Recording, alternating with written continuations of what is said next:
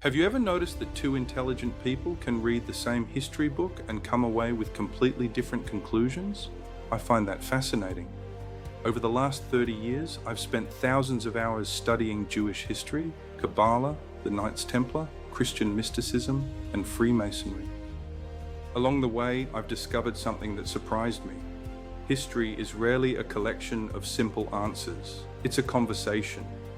People often ask me, do you believe the Knights Templar discovered secret documents beneath the temple? Or is Freemasonry connected to ancient mysteries? They're fascinating questions. But before I try to answer any of them, I think there's another question we should ask first. How do we decide what is true?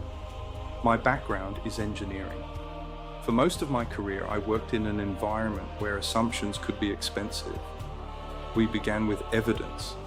Every conclusion had to be supported. Every assumption had to be tested. Every uncertainty had to be acknowledged honestly. The more I studied history, the more I realized the same discipline applies. Not all evidence carries the same weight.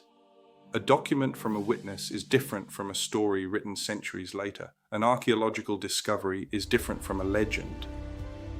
Traditions may preserve something important, but they aren't the same thing as contemporary evidence. That doesn't make them unimportant, quite the opposite. Traditions tell us what people believed and what communities valued. Sometimes they preserve memories that deserve serious investigation. But good history asks us to distinguish between evidence, inference, tradition, and speculation. Those are four different conversations. Sometimes we have strong contemporary evidence. Sometimes we can make reasonable historical inferences. Sometimes we inherit traditions that have shaped generations, even when they cannot be independently verified. And sometimes we encounter fascinating possibilities that simply remain unanswered. Saying we don't know is one of the strongest statements a researcher can make. Too often, we're encouraged to choose between absolute certainty and complete skepticism. Real scholarship is comfortable with unanswered questions. In fact, unanswered questions often inspire the next generation of discovery. That is the philosophy I followed while writing Beneath the Temple. Throughout the book, I've tried to distinguish carefully between established history, reasonable inference, tradition, and speculation. I don't expect everyone to agree with every conclusion I've reached. In fact, I hope thoughtful readers challenge me.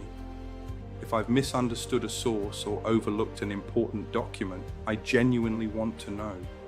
But I ask that we examine the evidence together. In engineering, when something doesn't work, we don't solve the problem by arguing louder. We identify the failure point and understand why it failed. Then we improve the design. I believe history deserves that same discipline. If there is a stronger interpretation, show me the evidence. Show me the contemporary document. Show me the archaeological discovery. Show me where the reasoning no longer supports my conclusion. Let's examine it together. That's not criticism to be feared. That's how understanding advances. That's how better history is written. Because in the end, I don't believe the purpose of history is to prove that we are right. I believe its purpose is to help us get closer to the truth. Perhaps that's one reason I've remained fascinated by Freemasonry. The craft has never handed me every answer.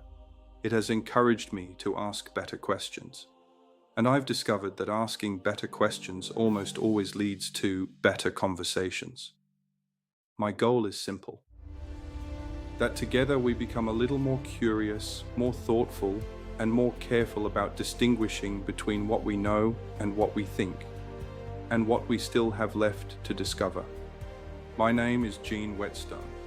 30 years ago, I started asking a simple question: why?